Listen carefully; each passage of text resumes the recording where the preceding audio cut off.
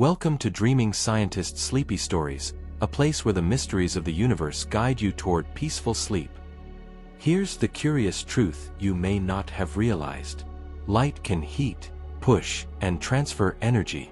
It can move objects, power reactions, and influence matter around it. And yet, it carries no mass. If the equation E equals mc squared has ever crossed your mind, this might feel like a hidden contradiction, a quiet tension that hides in plain sight.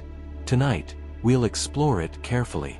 Together, we'll follow the path of photon energy, uncover what mass truly means, and understand why the phrase photon mass can mislead even the best explanations. Step by step, we'll move from the intuitive world you know to the principles of modern relativity and quantum fields. By the end, massless particles will feel less like exceptions and more like the elegant rules of the universe. Let's begin gently. If photons carry energy, why doesn't physics allow them to have mass? Light can warm metal, nudge spacecraft, and liberate electrons from atoms. And yet, light remains massless in every equation, every calculation, every observation. At first, this seems puzzling. How can something so active carry no rest mass? This tension is where misunderstandings often arise. But we won't rush. Let's look carefully at how experiments reveal the truth. Photon energy is measurable, observed, and confirmed every day. Photon mass, by contrast, is almost always theoretical, a misstep that creeps in when E equals mc squared is treated too casually. A natural mistake arises when you hear that energy and mass are equivalent. It's tempting to assume that anything with energy must carry mass. But that is not what Einstein's equation tells us. E equals mc squared speaks of rest energy, the energy associated with a system that can sit still. Photons, however, never sit still. Even as a thought experiment, you cannot imagine a photon at rest. That single fact reshapes everything. Long before Einstein, light was already hinting at its uniqueness. James Clerk Maxwell's equations unified electricity and magnetism and revealed a wave speed that perfectly matched the measured speed of light. That speed was not set by a source, it was baked into the fabric of space itself. By accepting this, you are already standing on the threshold of special relativity. The 20th century sharpened the picture. The photoelectric effect showed that light interacts with matter in discrete packets, photons, whose energy depends on frequency. This energy is measurable, not abstract, predicting real currents and voltages in real experiments. Once photons were understood as carriers of energy, the concept of momentum followed. Yes, momentum, even though it's often introduced as mass times velocity. Photons have momentum because physics defines momentum more broadly. Energy and momentum together govern how photons move, push, and influence matter. You can feel this principle in space. Light exerts pressure. Solar sails float not by magic, but because photons transfer momentum to their reflective surfaces. NASA and other agencies have demonstrated this effect, accelerating spacecraft and even adjusting orientation using nothing but light. Tiny, persistent, cumulative, this is how massless particles act in ways that almost feel massive. And yet, photons never slow down in a vacuum. You can increase their number, raise their energy, focus their beam, and heat objects, but their speed is always c. This is where the misstep occurs. E equals mc squared is often misused to assign mass to photons by dividing energy by c superscript 2. The arithmetic seems sound, but physics asks for more than numbers, it asks for definitions. Which mass are we discussing? Rest mass or something else? In modern physics, the mass that truly matters is invariant mass, also called rest mass. This property is the same in all reference frames. It is not the apparent heaviness of an object in motion, nor simply energy divided by c superscript 2. When you apply the correct definition to photons, the result is clear: 0. Exactly 0. This conclusion aligns perfectly with every experiment ever conducted. Einstein himself cautioned against confusing mass concepts. In 1948, he wrote, "It is not good to introduce the concept of the mass. It is better to introduce no other mass concept than the rest mass m. Photons never allow a rest frame. Without a rest frame, there is no rest energy, and therefore no mass in the traditional sense. The universe confirms this distinction in multiple ways. If photons had even a tiny rest mass, the structure of electromagnetism would shift. Radio waves, planetary magnetic fields, and interplanetary plasma behavior would all diverge from observations. Instead, constraints from experiments are incredibly tight. The upper limit for photon mass is vanishingly small, orders of magnitude beyond ordinary comprehension. Even across vast astronomical distances, light behaves as massless, maintaining its speed across frequencies and epochs. Modern astronomy enforces this principle with precision. The James Webb Space Telescope keeps its instruments extremely cold to avoid interference from stray photons.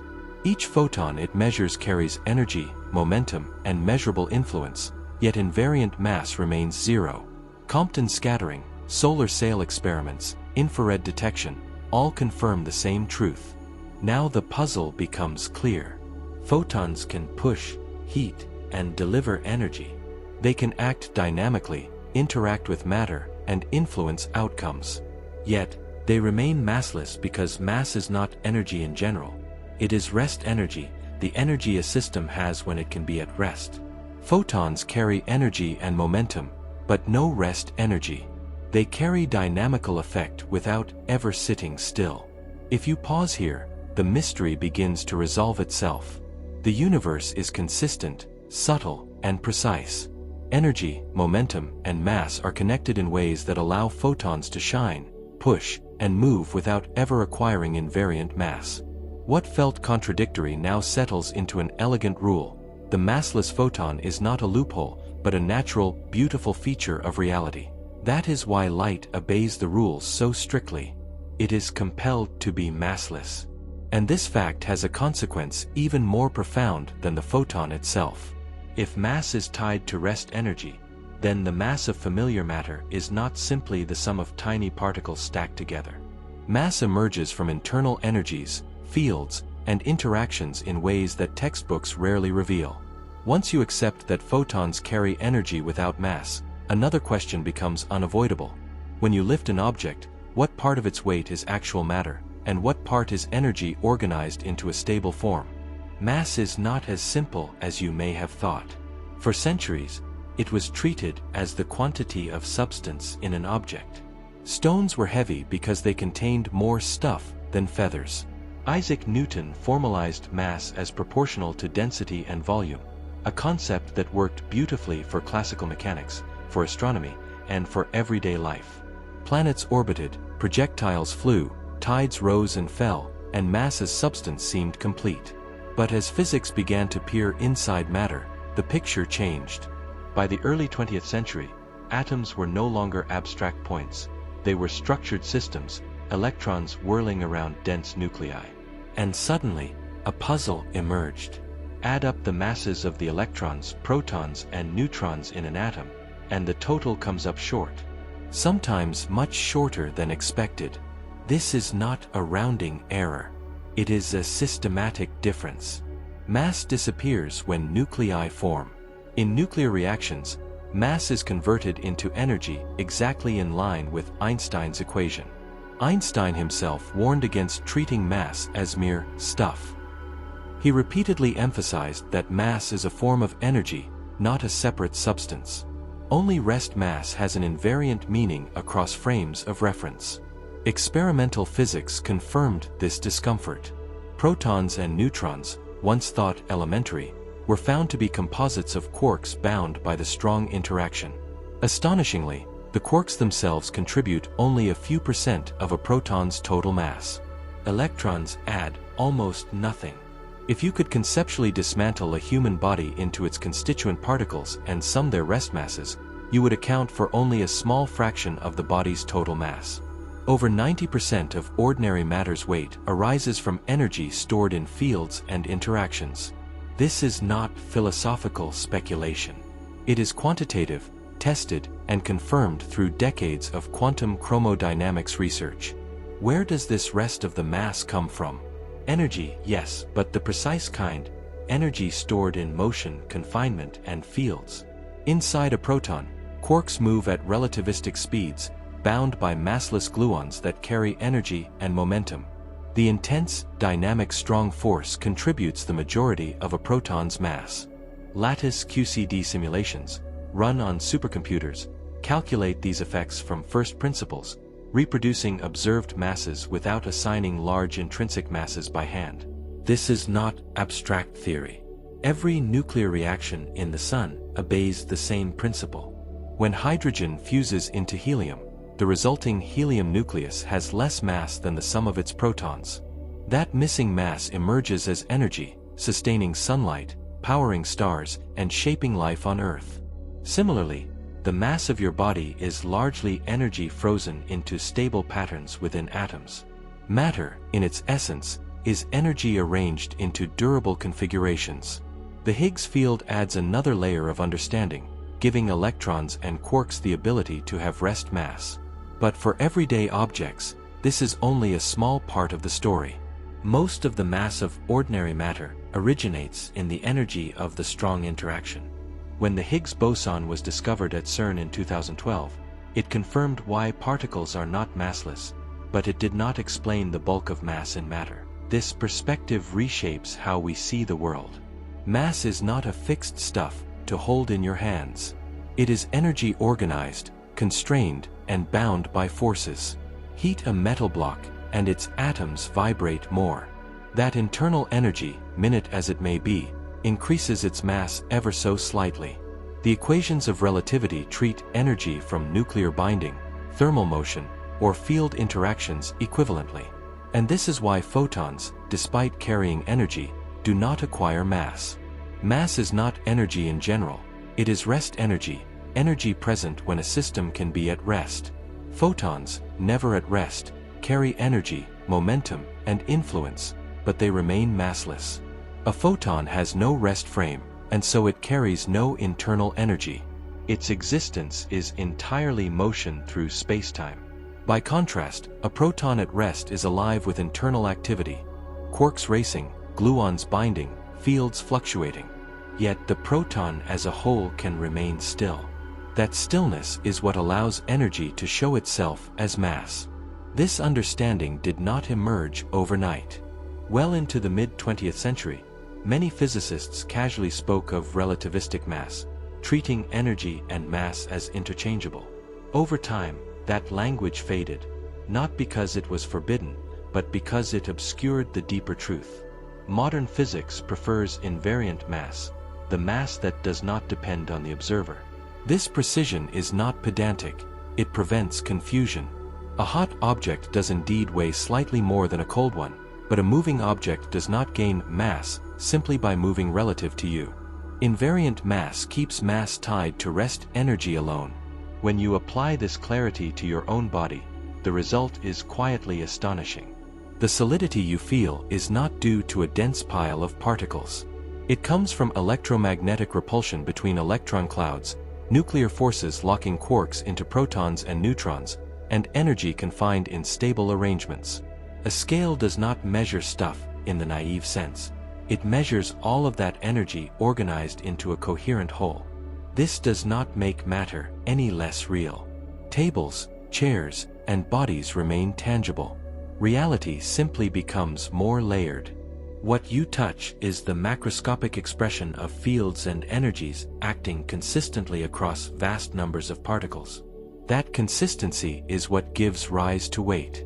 Modern observations reinforce this understanding in surprising ways. Neutron stars, for example, contain far more mass than a simple sum of neutrons would suggest. Their extreme gravity compresses matter into a state where interactions dominate. The mass of a neutron star reflects energy, pressure, and spacetime curvature combined. Observations of pulsars, along with NASA and ESA measurements of gravitational waves from neutron star mergers, confirm models where energy and mass are inseparable. Even at cosmological scales, mass is not simply matter. Dark matter, though unknown in composition, reveals itself through gravity. Its mass shapes galaxy rotations and cosmic structure. Physics teaches us here, Mass is inferred from energy and gravity, not from counting particles. Step onto a scale and see a number. It feels like a measure of matter, but in truth, it reflects energy stabilized into forms that behave like matter. Einstein understood this subtlety. Mass is a measure of energy in a system at rest. A resting system may be full of motion inside. The energy of quarks, fields, and binding forces is what the scale detects. Nuclear physics makes this concrete. Measure a nucleus and compare it to the sum of its protons and neutrons. The nucleus weighs less. That missing mass appears as binding energy released when the nucleus formed. It is not lost. This principle powers nuclear energy and keeps the sun shining. Hydrogen fuses into helium, and the tiny mass difference emerges as sunlight reaching Earth. NASA's solar models, confirmed by neutrino detectors, rely on this exact mass-energy accounting.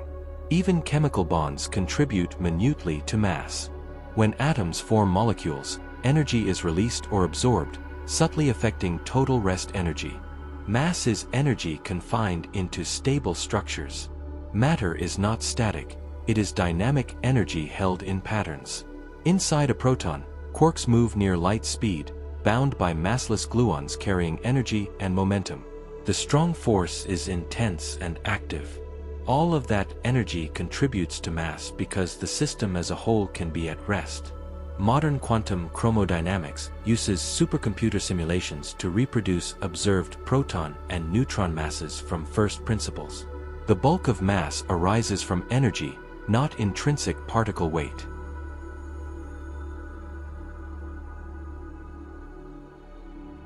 This insight transforms how we understand everyday measurements. Scales measure resistance to gravity, which depends on total rest energy. Energy from particle masses, fields, and interactions all contribute. Heat an object and its atoms vibrate more. Mass increases slightly, exactly as relativity predicts. Compressed systems weigh more in principle, because internal energy contributes to rest energy. Einstein warned that mass should not be treated as substance. Mass is energy trapped in specific conditions. Astrophysics confirms this spectacularly. Neutron stars' extreme density and internal energy dominate their mass. Observations of mergers via gravitational waves and electromagnetic follow-ups align perfectly with predictions where energy and mass are inseparable. At cosmic scales, the distinction between matter and energy blurs. Both curve spacetime. Both influence cosmic expansion. The universe teaches the same lesson again and again. Mass is energy organized, bound, and stabilized. What we weigh, what we touch, and what we see as solid is simply energy taking a form we can experience. A form that obeys the laws of nature consistently and beautifully. The equations of physics do not favor matter over energy. This clarity explains why early attempts to define mass purely as matter ran into trouble. At macroscopic scales, the approximation worked. But when experiments probed deeper, it failed. That failure was not a crisis. It was a signal that a broader framework was required. There is a historical lesson here. In the 19th century, heat was once thought to be a substance called caloric. Experiments later showed that heat is energy in motion, not a material fluid. Mass underwent a similar conceptual shift. Once treated as a primitive, irreducible quantity, it is now understood to emerge from deeper processes. This does not make mass illusory or subjective, it is relational. How energy is organized within a system determines its mass. Change the organization, and the mass changes. Nuclear reactions demonstrate this dramatically. Chemical reactions subtly. Stellar evolution on cosmic scales. NASA's work in space demonstrates this principle practically. Calculating fuel, orbital dynamics, and energy budgets requires mass-energy consistency. Missions succeed not by philosophy but by precision. Even the James Webb Space Telescope embodies this understanding. Its detectors measure photon energies from billions of years ago, while the telescope itself must carefully manage internal energy so as not to overwhelm the faint cosmic signals it seeks. Every aspect of the mission is an exercise in managing energy, mass, and stability in a relativistic universe. Understanding mass as confined energy also reshapes how we think about stability. Matter persists not because it is inert, but because internal energies are arranged in configurations that resist change. Atoms are stable because electrons occupy specific energy levels. Nuclei remain intact because the strong force binds quarks into protons and neutrons, and these bind into nuclei. Solids persist because electromagnetic interactions hold atoms in place. Stability is not the absence of energy, it is energy organized so it does not dissipate easily. This perspective blurs the line between matter and radiation. Radiation carries energy and momentum but does not form stable rest configurations. Matter does, because its interactions trap energy. That trapped energy is what we measure as rest mass. Seen in this light, E equals m*c superscript 2 is not a slogan. It is an accounting principle. It tells us how much energy is associated with mass when a system is at rest. Not all energy counts as mass, but confined energy does. Photons carry energy without mass because their energy is never confined to a rest frame. Protons weigh as they do because enormous energy is trapped inside them. Your body weighs what it does because countless interactions trap energy in stable arrangements. Carl Sagan once remarked that understanding our place in the universe requires embracing results that challenge common sense but are supported by evidence. Realizing that we have been weighing energy all along is one of those results. It does not diminish the reality of the world, it explains it. And that explanation raises a new question. If mass is not a basic ingredient, why do electrons and quarks weigh anything at all? This brings us to the deepest layer of the Standard Model, where mass emerges from interaction rather than intrinsic substance. By the mid-20th century, physicists had reached an uncomfortable impasse. Quantum field theory described particles and forces with extraordinary precision, yet predicted that many fundamental particles should be massless. Electrons, quarks, even the carriers of the weak force should move at the speed of light. But nature disagreed. Experiments showed electrons have mass. Quarks have mass. W and Z bosons are heavy. Without this mass, atoms could not exist. Chemistry would collapse. The universe we observe could not form. Something had to change in the equations, but without breaking the symmetries that made them work. Adding mass by hand would destroy the theory's mathematical consistency. Instead, physicists began to suspect that mass emerges from interaction. Particles do not carry mass like they carry charge, they acquire it through their relationship with something else. In the 1960s, Peter Higgs, François Englert, and Robert Brout independently explored this possibility. They proposed that empty space is not truly empty. It is filled with a field, now called the Higgs field, which has a non-zero value everywhere.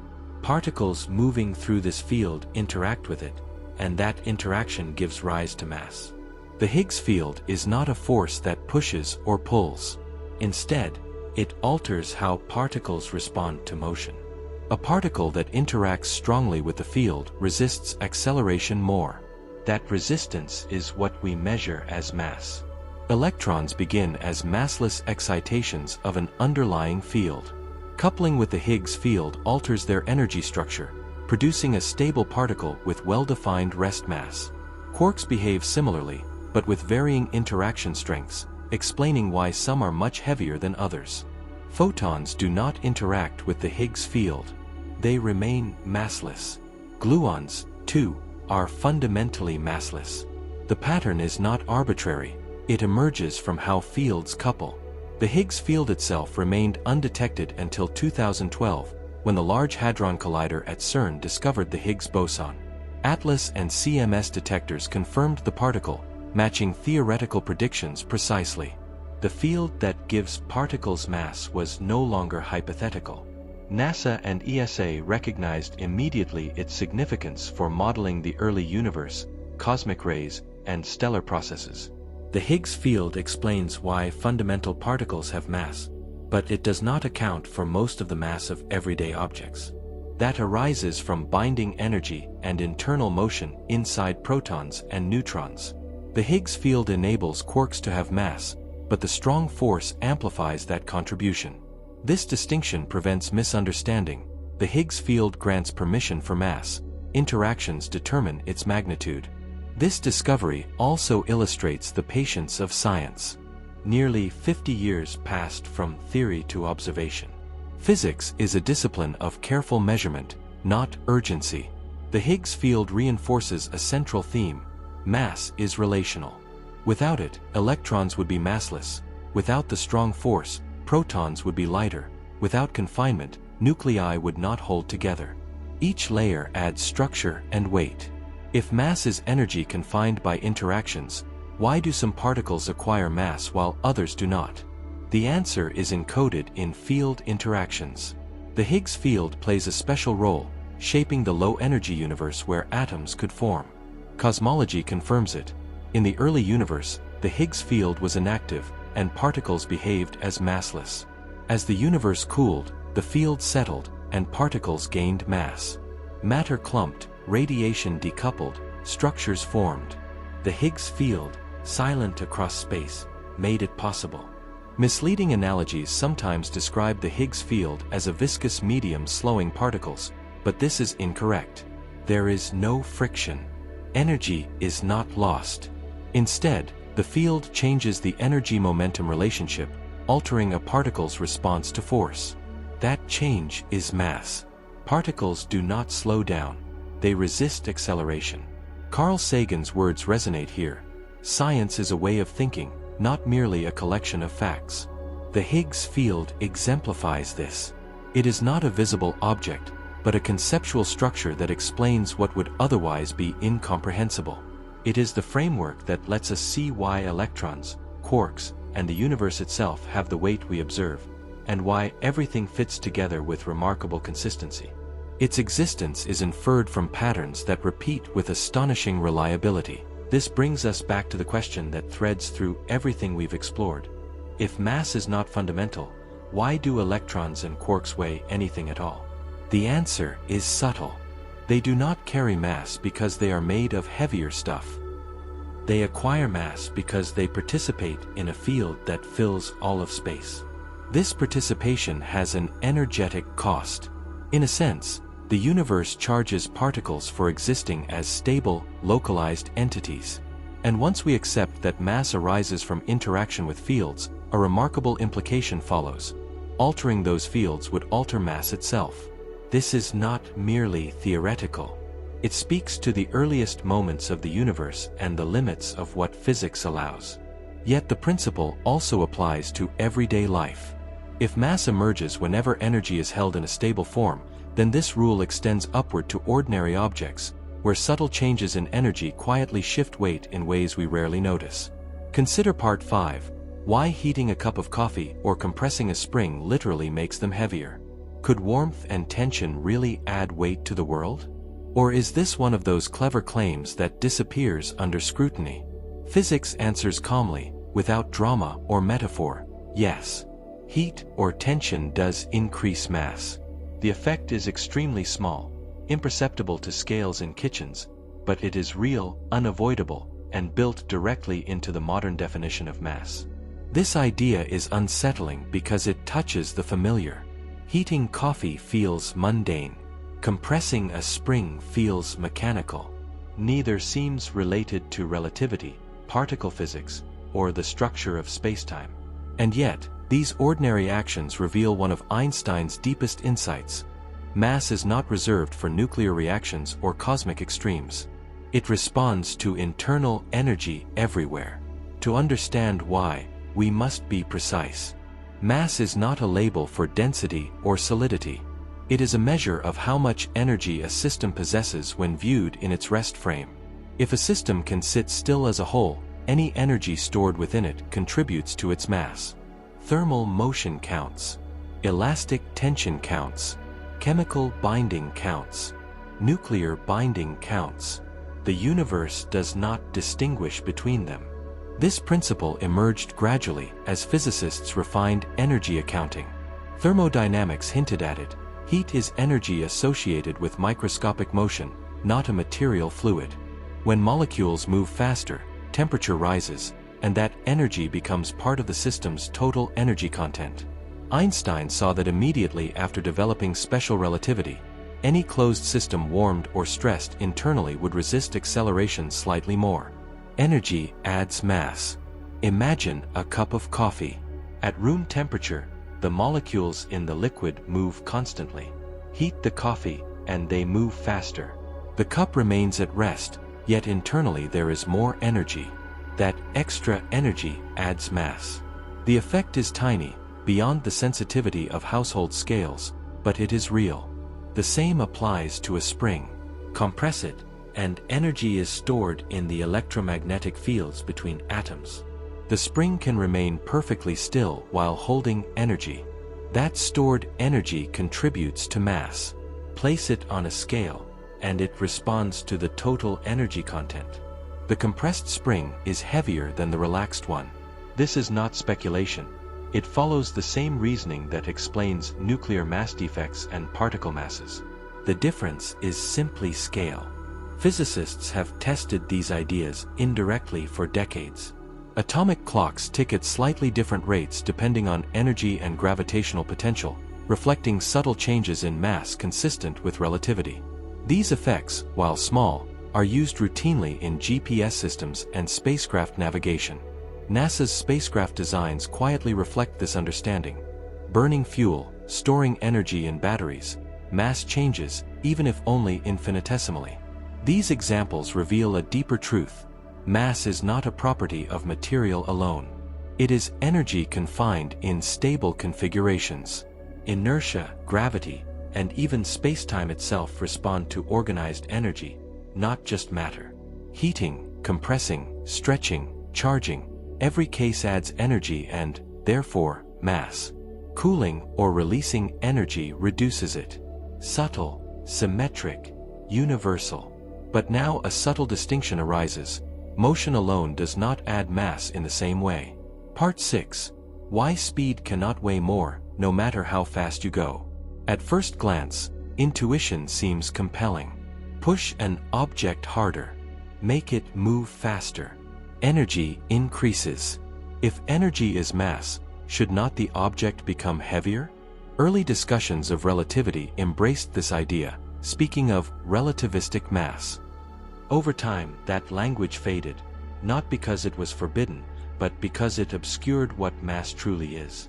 To see why motion alone does not add mass, we must return to a concept Einstein treated with extraordinary care: the reference frame. Every measurement is made from somewhere.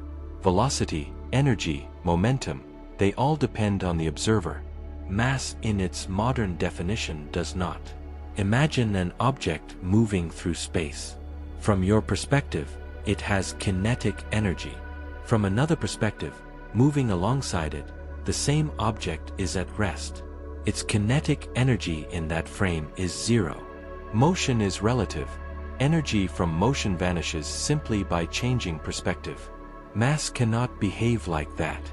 If it did, atoms would weigh differently depending on the laboratory. Stars would weigh differently depending on the telescope. Nature does not permit this. Mass, as modern physics defines it, is invariant. It is tied to the total energy of a system at rest, independent of who observes it. Motion contributes energy, but not mass. That is the subtle but critical difference that preserves the coherence of relativity across the cosmos. The mass of an object must be the same in every inertial frame. That requirement alone rules out kinetic energy as a contributor to mass. Einstein understood this from the beginning when he introduced the connection between mass and energy. But he was careful. Not all energy qualifies. Only energy that belongs to a system at rest counts toward mass. This is why the concept of rest energy became central. Rest energy is what remains when motion is removed by choosing the appropriate reference frame. An object in motion may have more total energy than the same object at rest, but that extra energy is not intrinsic. It exists only relative to the observer. Change frames, and the kinetic energy changes. The rest energy does not. Mass is tied to the part of energy that cannot be transformed away. The distinction becomes clearer when we compare internal motion to external motion. When you heat an object, the molecules inside move faster. There is no frame in which all that internal motion disappears simultaneously. The object can be at rest as a whole, yet its internal energy remains. That trapped energy contributes to rest energy, it adds mass. By contrast, when you throw a ball, its motion is external. There exists a frame moving alongside the ball where it is at rest. Its kinetic energy disappears. Because this energy can be eliminated by changing perspective, it does not contribute to mass. This is not abstract theory. Particle accelerators enforce this distinction every day. At CERN, electrons are accelerated to nearly the speed of light. Their total energies skyrocket, their momenta surge, yet their rest masses remain unchanged. NASA applies the same principle when modeling cosmic rays. High-energy particles may carry enormous kinetic energy, but their identity, their invariant mass, remains fixed. Early discussions of relativistic mass tried to preserve Newton-like formulas by assigning velocity-dependent mass. While mathematically consistent, this approach created confusion. Modern physics abandons it. Mass is invariant, speed-dependent effects are energy and momentum. This preserves the deep symmetry of relativity and aligns with how nature actually behaves. A simple thought experiment illustrates the problem with motion-based mass. Imagine two identical spacecraft drifting far from gravity. One accelerates relative to the other. From the first craft's perspective, the second moves. From the second's perspective, the first moves. If motion added mass, each observer would conclude the other craft has grown heavier while theirs has not, a contradiction. Relativity resolves this. Total energy is frame-dependent, rest energy, and mass is not. This explains why photons behave differently. Photons always travel at light speed. There is no frame in which a photon is at rest. All its energy is kinetic. Because that energy cannot be transformed into rest energy, photons have no mass. Here lies the common mistake. We see a photon's energy, and it seems natural to divide it by the square of the speed of light, producing a number that looks like mass. But physics asks whether that number represents a real invariant property of nature. It does not. Einstein's equation applies only to energy that exists in a system at rest. For photons, no such frame exists. Every attempt to assign mass silently assumes a rest frame that cannot exist. Compare this to a familiar system, like a compressed spring. The spring can be at rest as a whole. Energy is stored in its configuration. Divide that energy by C2C2C2, and the result is a real contribution to mass, because the spring has a rest frame. Photons have none. This distinction is subtle but decisive. It explains why light can carry energy, trigger reactions, and push solar sails, yet still be massless. The misstep repeated countless times in textbooks, forums, and casual explanations is the assumption that all energy automatically counts as mass. Modern physics shows that it does not. Mass is energy confined in a rest frame. No rest frame, no mass. The energy stored in a compressed spring persists even when there is no motion. That energy contributes to the mass of the system. Divide it by the square of the speed of light, and the result is a meaningful mass increase, because the system has a rest frame.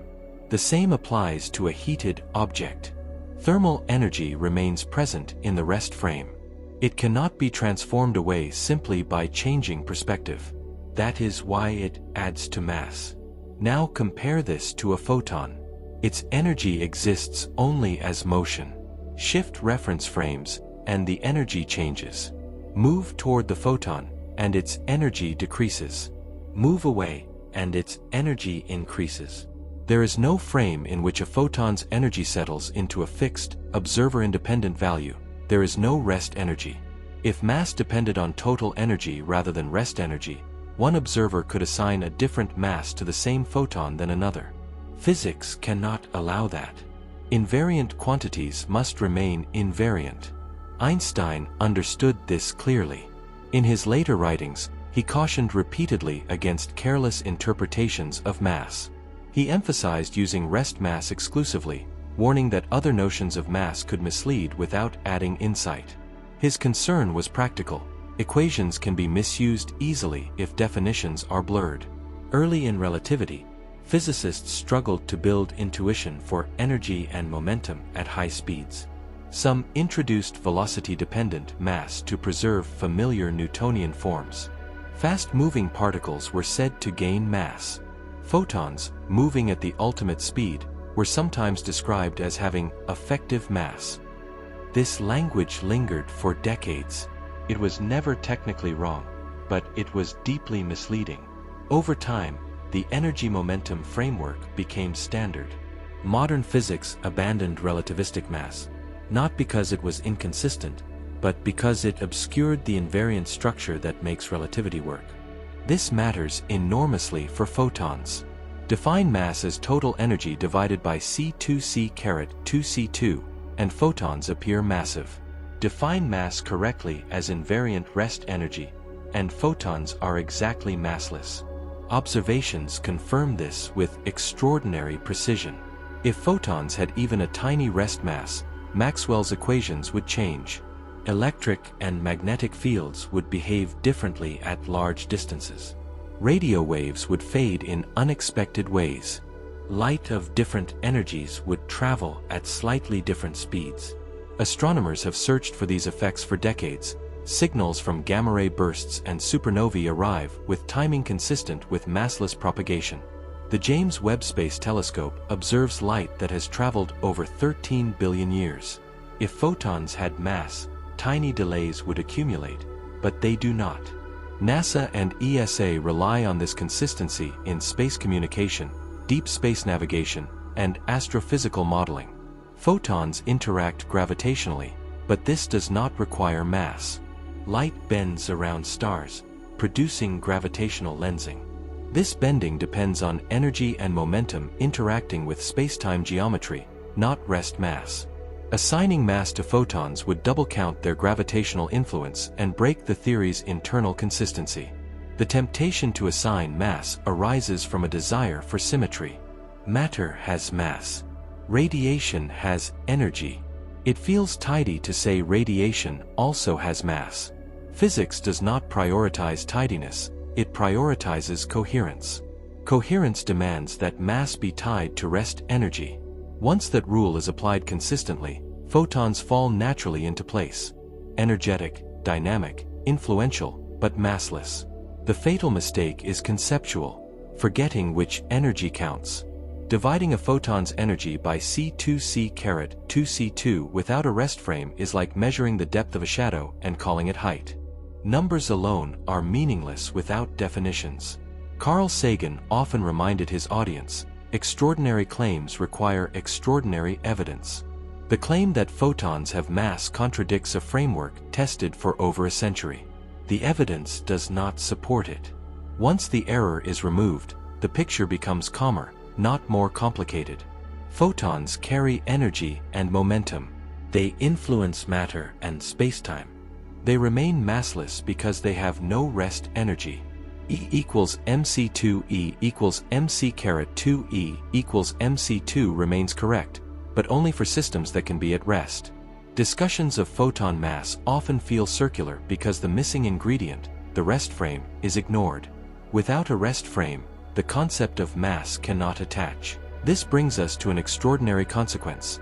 If mass requires rest energy, and rest energy requires a rest frame, then anything moving at the speed of light cannot possess mass.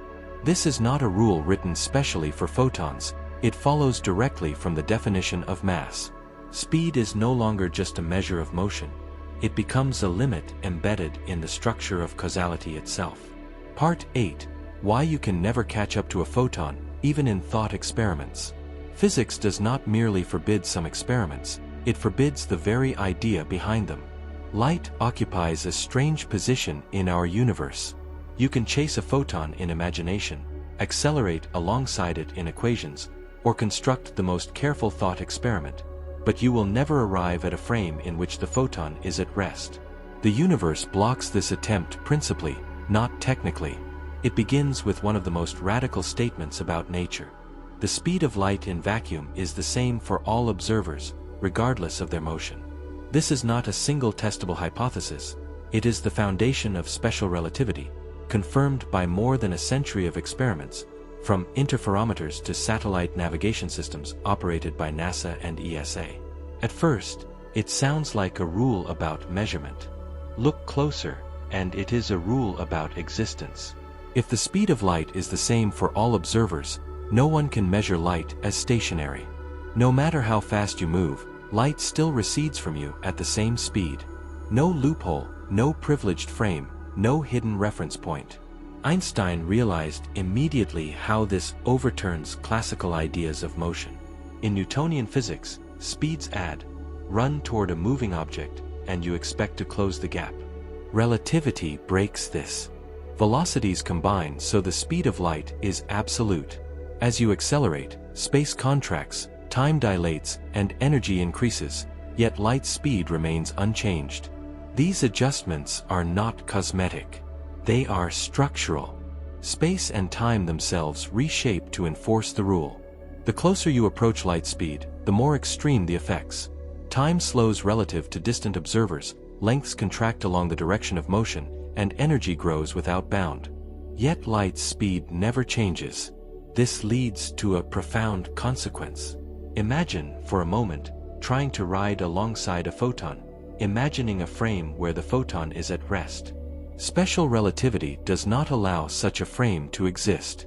To reach it, you would need to move at the speed of light.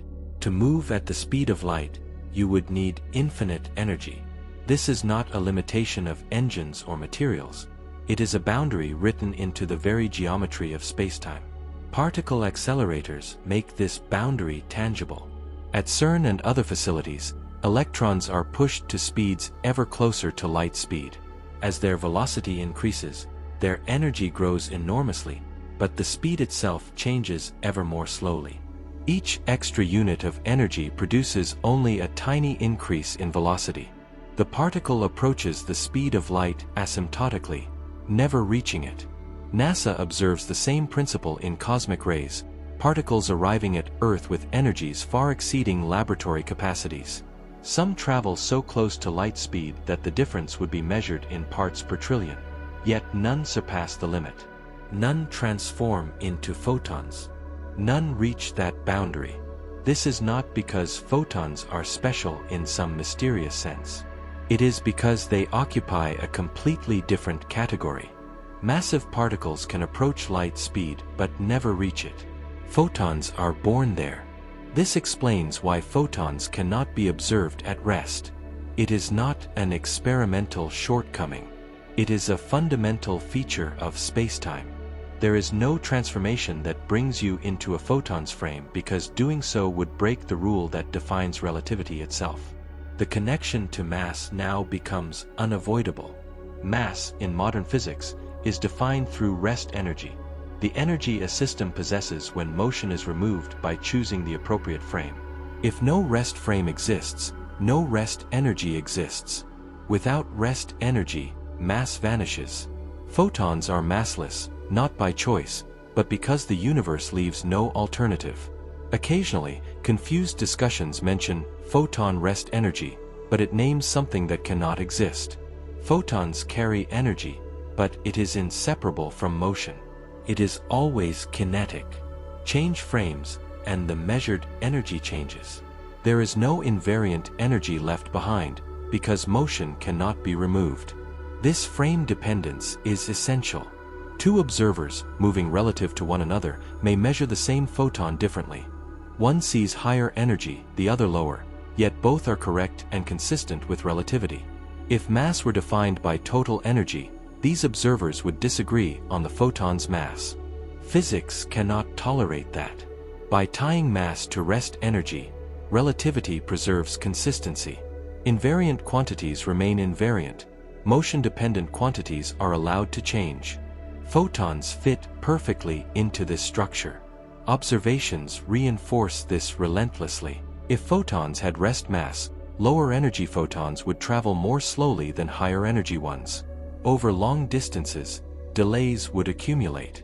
Astronomers would see energy-dependent arrivals from distant events. They do not. Signals from supernovae, pulsars, and gamma-ray bursts arrive exactly as predicted for massless propagation. The James Webb Space Telescope confirms the same. Light emitted more than 13 billion years ago behaves exactly as massless photons should. Gravitational interactions tell the same story. Light bends around stars, orbits black holes, and traces spacetime geometry, without requiring mass. Its path is determined by spacetime curvature, not weight.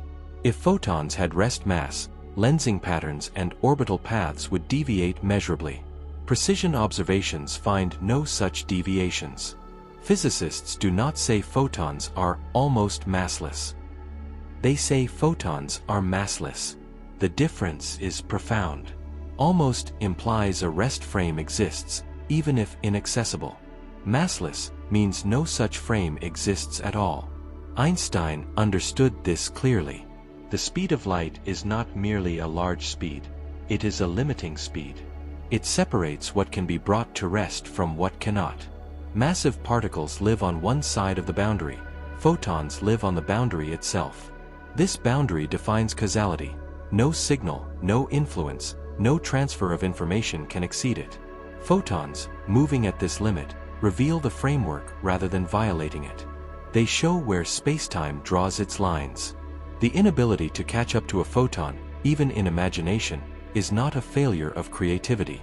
It is a success of physical law. Thought experiments must obey the same constraints as real experiments. Demanding a rest frame for light is asking for something spacetime does not provide. This also explains why attempts to assign mass to photons feel unsatisfying. They sneak in a forbidden frame. Remove that frame, and the argument collapses. The speed of light is a constraint. It tells us not only how fast signals can travel, but which concepts make sense. Photons exist as messengers that can never pause. Their energy is always in motion. Their influence is always active. Their lack of rest mass is not a deficiency, it is the feature that allows them to play their cosmic role. The speed of light, once rest frames are taken seriously, becomes more than the speed at which photons travel. It is a boundary no physical system can cross, a structural limit embedded in the universe itself. It governs motion, mass, and causality alike. And this leads naturally to the question of relativistic mass. Why did physicists abandon it, even though it seemed logical? 4 decades after Einstein introduced relativity, Newton's equations seemed to break down at high speeds. Energy soared faster than intuition allowed, momentum behaved strangely. Some physicists preserved familiar forms by allowing mass itself to increase with speed. An object moving faster simply became more massive. At light speed, mass would become infinite, neatly explaining why no object could ever reach it. The idea felt clean, mechanical, intuitive. Even Richard Feynman occasionally used it in teaching, as scaffolding to build intuition. But scaffolding can be mistaken for the building itself. The trouble began as physicists dug deeper. Relativity is not a patch on Newtonian mechanics. It is a restructuring of how space, time, energy, and momentum interrelate. Mass plays a very specific role. It is invariant, the same for all observers. Relativistic mass violated that immediately. One observer would see a particle heavier than another. Mass was supposed to identify what the object is, not how it looks from a viewpoint. As relativity matured, it became clear, energy and momentum form a unified structure. Mass emerges from this as something unchanging. Relativistic mass became unnecessary. All predictions could be made using invariant mass, while speed-dependent effects were assigned to energy and momentum. The math became simpler. The concepts, clearer. Einstein himself preferred rest mass alone, leaving speed dependence to energy and momentum. Subtle, yes, but with profound consequences. Take a fast particle in an accelerator. Under the old idea of relativistic mass, A particle became harder to accelerate because its mass increased with speed. In the modern view, the particle becomes harder to accelerate for a subtler reason. As its speed approaches the speed of light, adding energy produces ever-diminishing increases in velocity. The resistance is not because the particle has grown heavier in any intrinsic sense. It is because the geometry of spacetime limits how velocity responds to added energy. Both descriptions predict the same outcomes in experiments, but one misleads intuition. Relativistic mass encourages the idea that motion itself creates substance, that speed somehow turns into weight. This intuition collapses completely when applied to photons. Photons always move at the speed of light. If relativistic mass were taken literally, photons would have infinite mass, not a minor inconsistency, but a catastrophic one. To avoid this, early physicists introduced patches. Photons might have relativistic mass but no rest mass, or they were said to have effective mass. Each patch solved one problem but created another. Modern physics needs no patches. By defining mass as invariant rest mass, photons fall into place naturally. They have no rest frame. They have no rest energy. Their mass is zero. Yet their energy and momentum remain real, measurable, and influential. Nothing breaks. This clarity is essential in fields like astrophysics and cosmology, where multiple reference frames coexist. NASA and ESA routinely analyze particles, radiation, and massive objects across vast ranges of speed and scale, modeling cosmic rays, gravitational lensing, or high-energy astrophysical processes. Invariant quantities provide a stable foundation. Frame-dependent quantities are handled carefully, but mass is kept fixed. Gravitational physics sharpens the distinction further. In general relativity, gravity responds to energy, momentum, and pressure, not merely mass. Treating relativistic mass as the source of gravity would double-count contributions and produce incorrect predictions.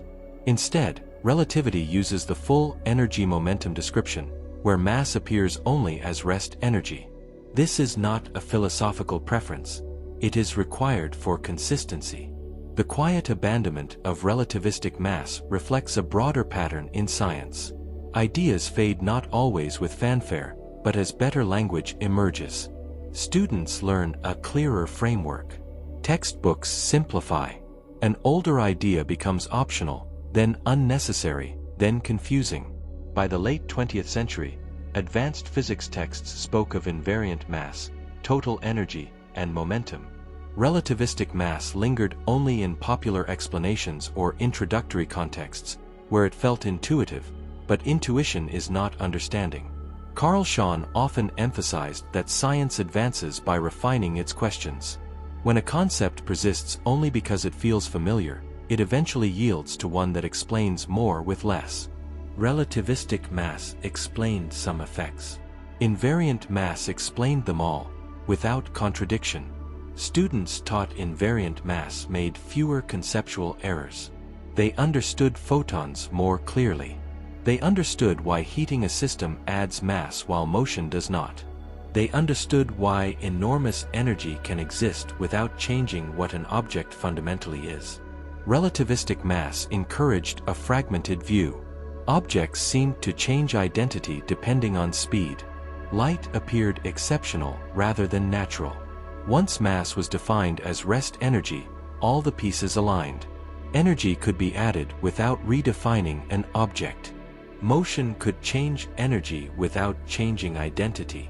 Photons could exist without mass. The speed of light remained an absolute limit, without invoking infinite weights. This shift prepared physics for deeper theories. Quantum field theory, the Standard Model, and modern cosmology all rely on invariant mass. Particles are classified by their invariant properties, not by how fast they happen to be moving. The Higgs field gives particles rest mass, not relativistic mass. Their interaction with the Higgs field defines what they are, not how they move. Relativistic mass has no place in this framework. So why did relativistic mass seem logical for so long? Because it preserved older equations and appealed to mechanical intuition.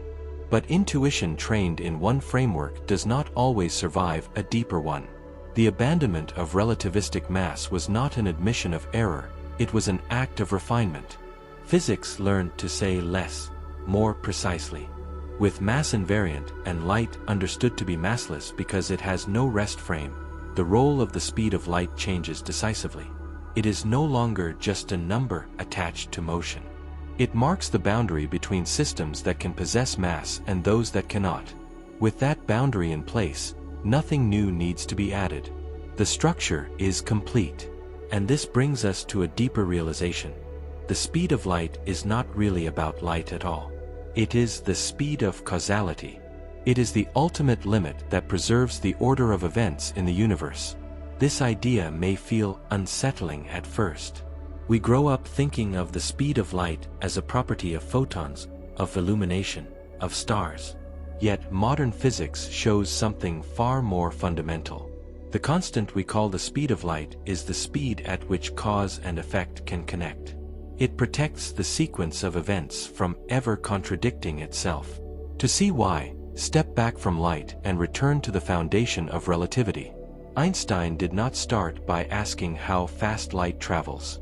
He asked how different observers could agree on the order of events. If two events are separated in space, and one appears to cause the other, all observers must agree on which came first. Without this agreement, causality collapses. Relativity shows that preserving causality requires a universal speed limit. Signals, influences, and information cannot propagate arbitrarily fast, else observers would see effects occur before causes. Physics cannot allow that. The speed of light emerges as the boundary preventing such contradictions. This boundary is enforced not by technology or materials, but by spacetime itself. Space and time rearrange their measurements so no observer ever sees a causal influence exceed this speed. Move faster relative to something else, and time slows, distances contract, precisely as needed to preserve the limit. The equations do not negotiate. They compensate. Photons occupy a unique position. They move exactly at this causal limit. They do not approach it. They do not cross it. They live on it. This is why they cannot have mass. Mass requires a rest frame, and a rest frame requires speeds below the causal limit. At the causal limit, the concept of rest dissolves. This is not a rule imposed on light alone. It applies to anything that might try to move at that speed. If an object had mass, even infinitesimal, it would require infinite energy to reach the causal limit. This is not a flaw, it is how physics enforces causality. Photons are not exceptions, they reveal the boundary. General relativity deepens this picture. Spacetime is not a passive stage, it responds to energy and momentum.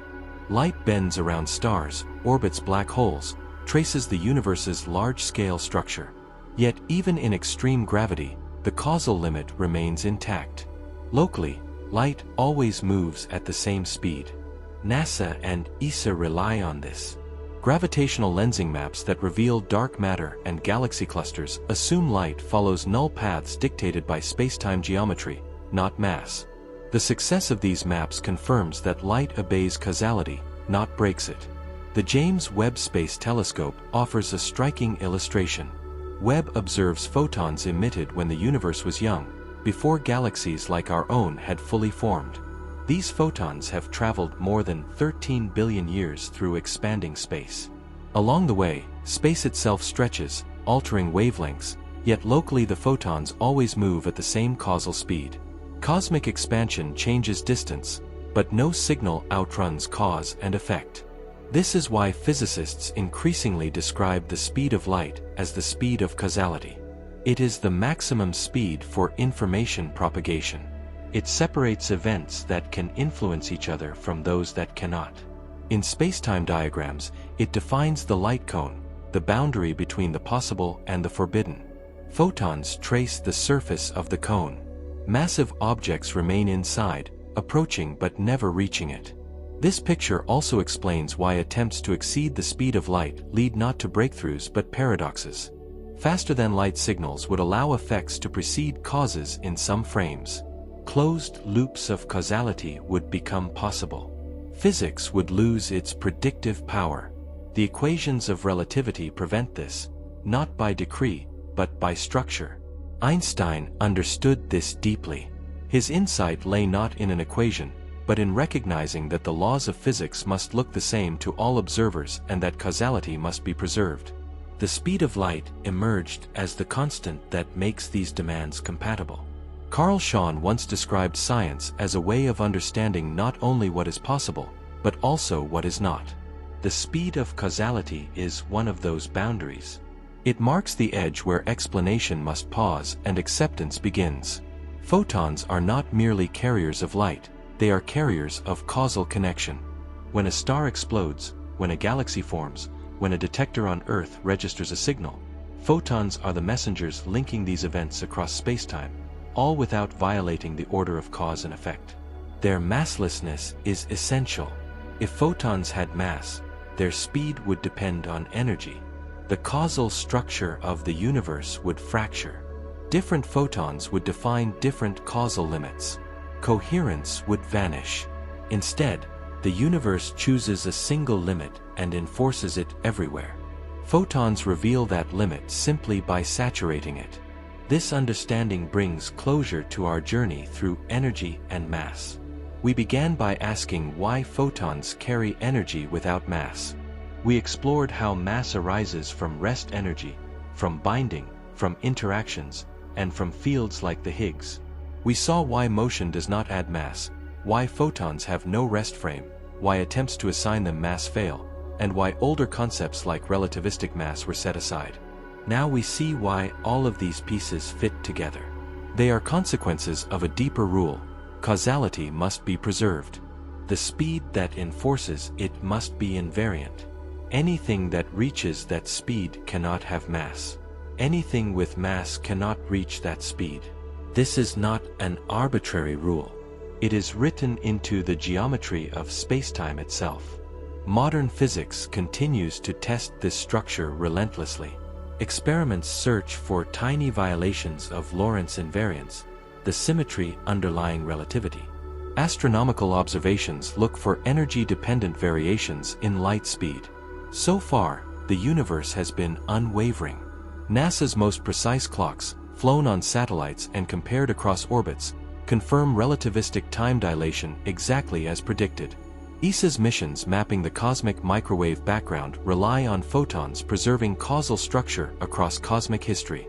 Particle accelerators probe energies where deviations might appear. None have been found.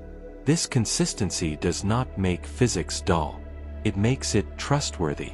Understanding the speed of light as the speed of causality also reframes the role of photons in a quieter, more grounded way. They are not rebels outrunning the universe's rules, they are the standard by which those rules are set. Light does not break reality. It reveals its architecture. And with that realization, the story can finally come to rest without unresolved tension. The questions we asked were not about loopholes or exceptions. They were about coherence. Why does light behave the way it does? Why does mass arise where it does? Why does speed matter in the way it does? The answers converge here. The universe protects cause and effect with extraordinary care. Everything else follows. If you are listening late, perhaps after a long day, let this settle without effort. The laws we have traced are not fragile constructions. They have endured every test we know how to perform. They operate quietly, reliably, whether we notice them or not. And as this journey reaches its end, there is no need to carry the questions further tonight. The photons that brought this story to you have done their work, moving at the same speed they always do, connecting one moment to the next. May the same structure that keeps the universe consistent allow your thoughts to slow, your breathing to ease, and your rest to come naturally. Good night.